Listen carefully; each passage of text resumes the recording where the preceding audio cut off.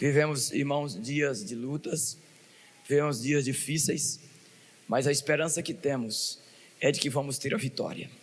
E nós vamos, sem sombra de dúvida, alcançar a vitória em Cristo Jesus, nosso Senhor. Hoje eu quero rapidamente refletir com os amados de Deus. Tem algumas coisas que a gente vai falar sobre o dia alusivo da Bíblia, eu vou deixar para o segundo momento, para eu poder aproveitar o tantinho de voz que eu ainda tenho, para concentrar-me aqui na mensagem. E após a mensagem, a gente vai fazer um momento alusivo ao dia da Bíblia, a leitura da Bíblia, tudo o que tem acontecido aqui na igreja, nessas 90 horas e 48 minutos que levamos para ler toda a Bíblia, começando na última quarta e terminando hoje às 13 horas da tarde. Eu falei Coríntios.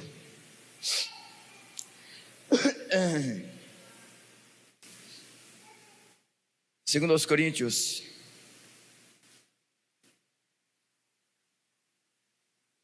é primeiro aos Coríntios.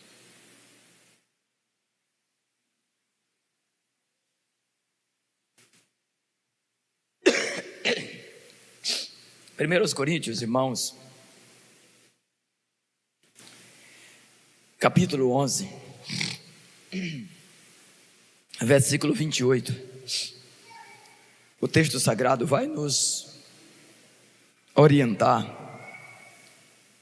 através do apóstolo Paulo, sobre algo que, de certo modo, tem se constituído algo difícil para os dias de hoje. O autoexame. Nós vivemos uma época em que é fácil examinar as outras pessoas. Concordam comigo? É fácil ou não examinar as outras pessoas, julgar as outras pessoas, falar das outras pessoas, pensar sobre as outras pessoas? E pouco se pensa sobre si mesmo, pouco se fala sobre si mesmo. Vocês já observaram que a maioria das vezes, para não dizer todas as vezes que estamos falando de nós mesmos, estamos falando de forma positiva, que dificilmente falamos sobre nós mesmos de modo pejorativo e negativo? Se nós tivéssemos a mesma disposição de falar tão bem das outras pessoas como falamos de nós mesmos, seria tudo diferente. Não se deve, tratando mal, e isso não é por tudo uma maldade nossa propriamente dita. Isso jaz em nós, isso é a nossa carne falando mais alto, isso é o coração humano falando mais alto do que o Espírito Santo de Deus na nossa vida. Então a palavra de hoje, irmãos, ela é no sentido de nós estarmos nos policiando. Não podemos, irmãos, diante de uma realidade como essa que eu estou a colocar para os irmãos, dizer que devemos continuar assim, dizer que nós devemos agir assim. Não, precisamos tratar as pessoas de modo igual. Não há critério de merecimento de um em detrimento do outro. Tratemos todas as pessoas de igual modo, não importa quem ela seja, trate bem as pessoas. O texto que eu pedi para que os irmãos lessem, abrissem, diz o seguinte: examine-se, pois, o homem a si mesmo, e assim coma e beba desse cálice. Hoje nós estamos reunidos para a ceia do Senhor, e quando nós nos reunimos para ceiar, se faz necessário que nós façamos uma autoanálise, uma autorreflexão sobre a nossa vida com Deus, a nossa vida com a nossa família, a nossa vida com o nosso próximo, a nossa vida com todos aqueles que de alguma forma nós nos deparamos em uma relação em relacionamento. E aí Paulo, irmãos, ele vai dizer isso, porque é sabido que dentro da igreja de Paulo, dentro da igreja de Corinto, havia dissensões, havia disputas, havia brigas, havia falatórios, havia tudo que não presta na existência da igreja batista na cidade de Corinto. Os irmãos não conversavam uns com os outros. Quando se referia ao outro, referia de modo pejorativo. Na ceia que eles celebravam, era tão difícil que Paulo chegou a ponto de dizer no início do capítulo, de que quando eles se uniam, não era culto que eles faziam. E eu quero pegar esse gancho ou esse ponto para dizer, irmãos, que dependente de como você está com as pessoas, isso é determinante para o seu culto. Os nossos cultos, eles não são aleatórios. Os nossos cultos, eles precisam ter propósito. A nossa adoração tem que ter propósito, o nosso louvor tem que ter propósito, a nossa vida de culto, ela tem que ter um propósito. Senão, irmão, nós estaremos perdendo tempo aqui, dizendo que estamos fazendo um culto. Deixo aqui uma palavra de louvor ao diaconato da igreja, que a cada domingo de ceia vem com visual diferente e variado, estão de parabéns, né? A cada ornamentação da nossa ceia. E eu aproveito, uma vez que estou a elogiar o trabalho deles, de dizer a nós outros irmãos que nós precisamos ir além do enfeite, nós precisamos ir além daquilo que nós apresentamos, nós precisamos deixar de ser impostores cristãos. Há muito cristão impostor, há muito cristão que tem o nome de cristão, mas as suas ações e as suas atitudes não condizem com a atitude de cristão. E quando eu assim me comporto, eu estou matando novamente Jesus. Cada vez que eu peco, cada vez que eu fujo da vontade de Deus, que é boa, que é perfeita e que é agradável, irmãos, eu estou matando Jesus de novo, contrariando a Bíblia, que a Bíblia diz, irmãos, que o sacrifício era de uma vez só. Todo ano se sacrificava um cordeiro, estava liberado, os pecados do ano tinham acabado. Então a gente voltava para casa para poder passar mais um ano pecando, engordando ali o cordeiro, para que no próximo ano nós levássemos lá. O que é isso, pastor Zé Nilton? Religiosidade. E eu estou falando que ele é professor de história, e hoje nós falávamos hoje de manhã aqui com um grupo de pessoas discutindo, de que a história se repete. A história se repete. Irmão, foi necessário Jesus vir, porque a lei não era suficiente, o ritual não era suficiente, a vida, irmão, alegórica de cristão, de crente, não era suficiente, sendo necessário que viesse o Cordeiro, o verdadeiro Cordeiro de Deus, que tira o pecado do mundo e nos traz a paz. Irmãos, esse Cordeiro já veio, ele já foi sacrificado na cruz do Calvário, ao terceiro dia ele ressuscita dentre os mortos, mas nós estamos vivendo ainda uma religiosidade de bater ponto, de cumprir desígnios, irmãos, que não vão nos levar ao céu. Não nos levará ao céu o nosso ritual, não, de maneira alguma. O ritual não é suficiente, irmãos. Vida com Deus é suficiente. E vida com Deus, irmãos, está muito além de tudo isso que por vezes nos pegamos a fazer. Por isso, nessa noite, a palavra de ordem é, irmão, examina-se, pois, a você mesmo. Autoexame. Quem é você em Deus? Quem é você como crente? Quem é você como mulher de Deus? Quem é você como homem de Deus? Como está o seu testemunho? o que as pessoas estão falando de você, como as pessoas estão te vendo. Examine-se, pois, o homem a si mesmo. Se fazia necessário, irmãos, fazer esse autoexame, porque Paulo não estava, nesse contexto aqui do texto de Corinto, pensando em pessoas fora da igreja. Não. O problema da igreja de Corinto estava dentro. A igreja nunca será capaz de fazer nada fora se ela não estiver bem dentro.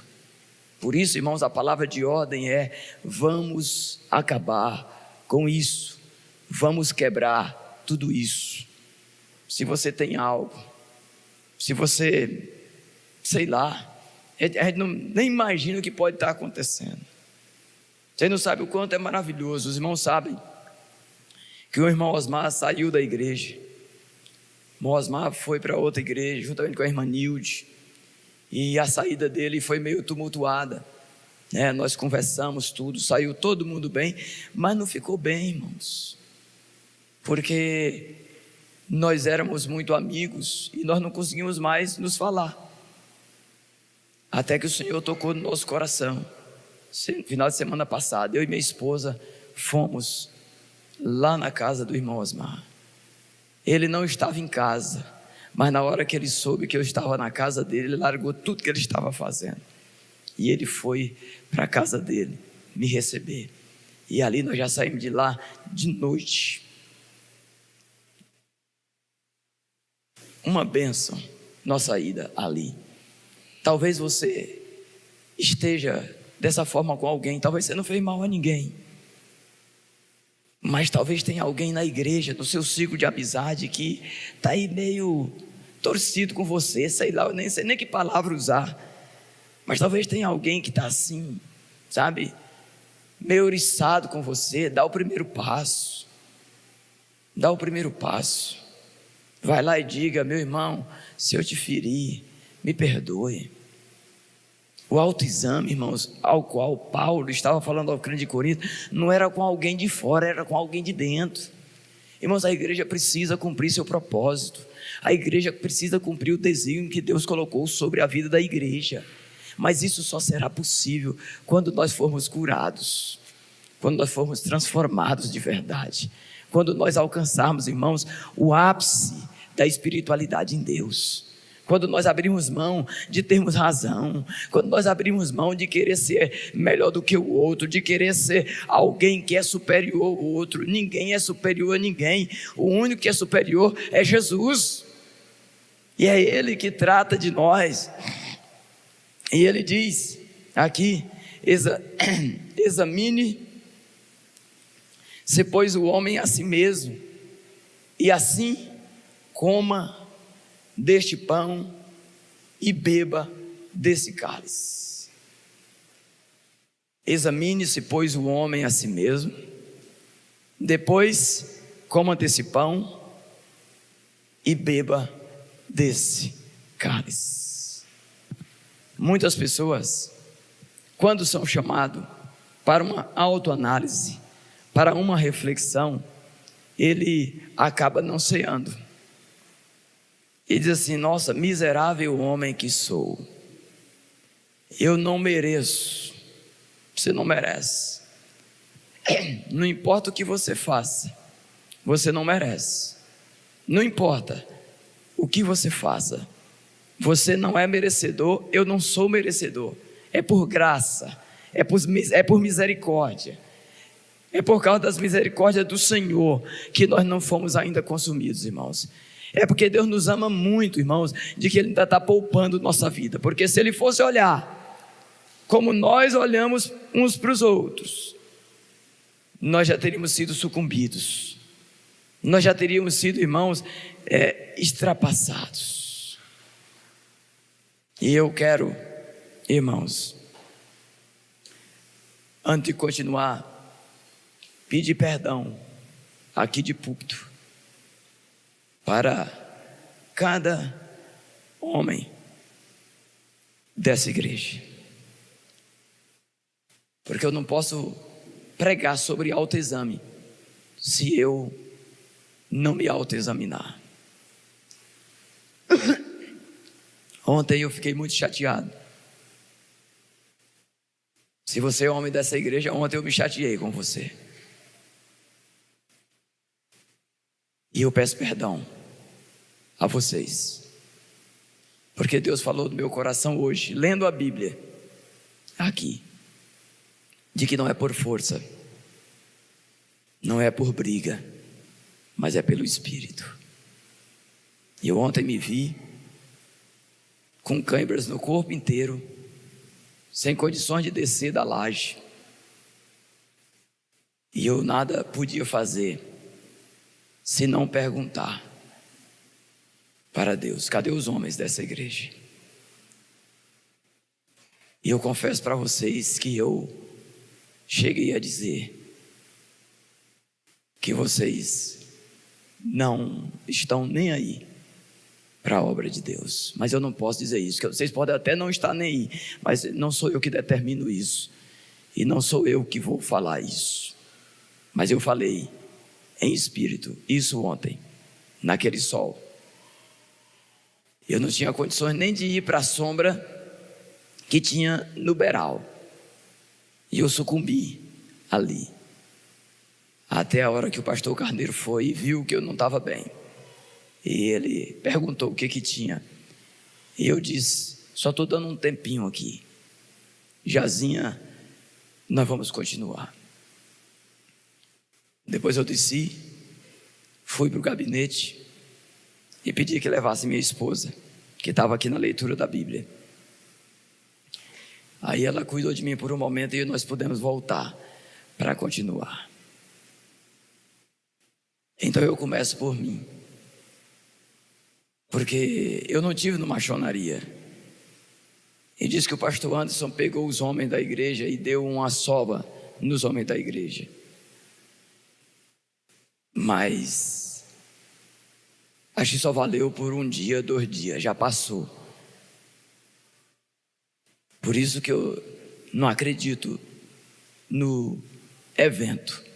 Evento, passa logo. É preferível que nós consagremos nossa vida no arroz com feijão, dia após dia, né? Contribuindo de acordo com o que a gente pode fazer. E a gente vai rompendo, a gente vai conseguindo. Eu só vi as notícias. Não, que os homens agora vão, porque o maçonaria pegou fogo, né? Sacudiu os homens. E eu me vi ontem nessa circunstância. Nós estamos correndo o risco de perder todo o serviço, que a gente não consegue terminar, porque a madeira foi colocada, a caixaria já vai para 2 semanas. Ela já pegou chuva, ela já pegou sol, ela já está começando a empenar. E aí nós vamos sendo dessa forma um entrave. Então eu queria pedir perdão a todos vocês. E eu não poderia também deixar de dar uma palavra de louvor ao irmão Joel, que ontem, mesmo sem saber o serviço, ele disse: pastor, eu quero aprender a fazer esse serviço. Foi ensinado, aprendeu e fez, praticamente sozinho. Mas o pastor Carneiro estava amarrando os ferros em cima, e ele sozinho, em cima de uma escada, correndo o risco de cair, ele colocou os trilhos e todo o isopor da passarela das nossas salas. A Bíblia diz que a quem honra, honra. E eu louvo a Deus pela vida do irmão Joel. Quando nós estávamos levantando as paredes, ele disse: eu quero levantar a parede. E muitas das paredes que ali foram levantadas, foi ele que levantou, se oferecendo, mesmo sem saber. Mas ele disse: eu quero fazer. Então, irmãos, se nós decidirmos fazer alguma coisa para o Senhor, nós vamos fazer muita coisa boa para o Senhor. Muita coisa boa. Me perdoe. Me perdoe. Que Deus possa abençoar os homens da igreja. Eu dei vontade de chamar as mulheres para ir fazer o serviço, mas seria muito vergonhoso. Eu sei que se eu chamasse, elas iriam. Se eu colocasse no grupo da igreja, como eu coloquei por várias vezes ontem, o apelo: estão precisando de gente.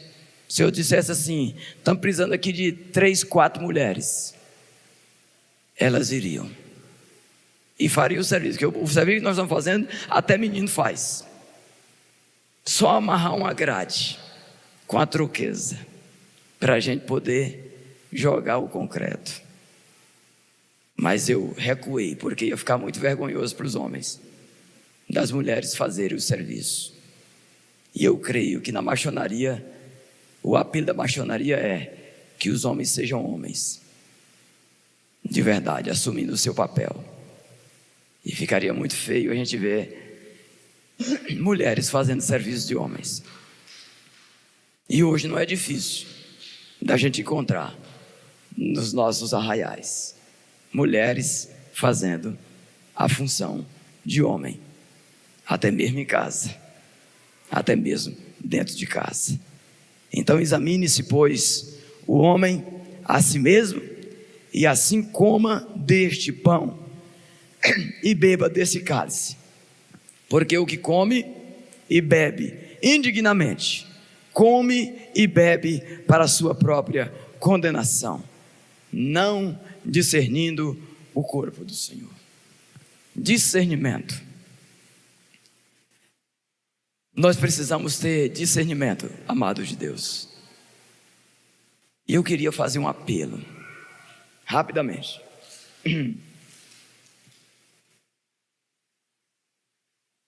Ter discernimento é estar atento. Seja águia, olhe em volta, olhe em 360 graus, perceba as coisas, perceba as coisas que estão acontecendo no nosso meio, no meio da igreja de Jesus. Irmão, se tiver qualquer necessidade, seja o primeiro a fazer, não espere ninguém. Irmãos, tem um lixo no chão, tem alguma coisa fora do lugar, não espera a zeladora, o zelador fazer, não. Você mesmo se prontifique a fazer. Irmãos, tem algum problema, tem alguma coisa por fazer, irmão, se coloca à disposição, irmãos. Irmãos, quando nós servirmos de verdade, ou quando nós abrimos mão daquilo que é nosso, abrimos mão, irmão, da nossa hipocrisia, por assim dizer, as coisas vão fluir no coração, na vida da igreja. Elas já estão fluindo, mas de maneira lenta, mas se nós todos nos engajarmos, nós vamos fazer muita coisa. Eu louvo a Deus porque hoje, na madrugada, o Senhor me despertou. Eu tive que ir ontem à noite em Casiara.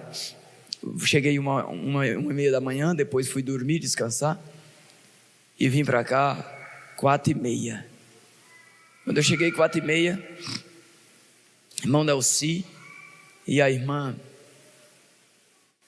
Railda decidiram ir embora. Eu achei estranho eles catando as coisas. Eu falei: vocês vão para onde?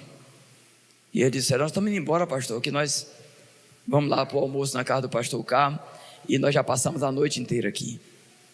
Isaac a tiracolo. E eu disse: vocês vão de quê? Aí eles disseram: não, nós vamos de moto. Misericórdia, uma criança, 4h30 da manhã, indo lá para o rancho. Eu falei: vamos arrumar aí os panos de bunda aí que eu vou levar vocês. Ajudei eles a catarem as coisas e fomos para o rancho. Quando eu passei no Taquaruçu Grande, eu Passando em frente à igreja, eu vi que a igreja estava aberta.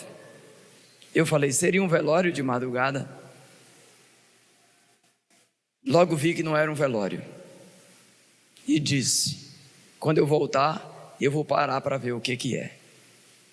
E aí, deixei a Hilda, voltei, parei na igreja. E o pastor ficou super feliz, porque eu parei e fui visitá-lo naquela hora da madrugada. E ele então deu o testemunho, né, de que aquilo que aqui fazíamos tomou outra proporção. A Lisenilde, irmã Nazaré, irmão Solon, que por aqui passaram e por aqui beberam dessa fonte, que por aqui experimentaram, estão lá já no 3º ano de leitura da palavra. Então eu li ali alguns capítulos, da mesma forma. A irmã Silney passou por aqui, né? E eles encamparam e eles também fizeram. Hoje cedo falei com o pastor William e ele então também deu essa palavra. Então, irmãos, a igreja de Jesus nesse lugar, chamada Igreja Batista Ebenezer, ela não para, ela está fazendo a obra. Claro que de forma bem lenta, por causa de nossa negligência, mas nós podemos acelerar isso e fazer isso de forma melhor do que o que estamos fazendo, desde que nós tenhamos essa disposição. Não olhe para ninguém não fique pensando em ninguém não, pense em você. No meu trabalho, quando eu levo bronca, ou quando a bronca generalizada é colocada, eu olho para mim, eu assumo o meu BO. Semana retrasada, teve uma situação, e aí quando eu fui me retratar, disseram assim, mas aquilo não era para você. E eu disse, mas eu peguei para mim, porque eu quero melhorar, eu quero dar o melhor de mim, aqui no serviço e para o Senhor. Porque a Bíblia diz que quando nós somos designados a servir alguém, nós temos que servir esse alguém como se servíssemos ao Senhor. Não tem meio termo, é isso que deve ser feito.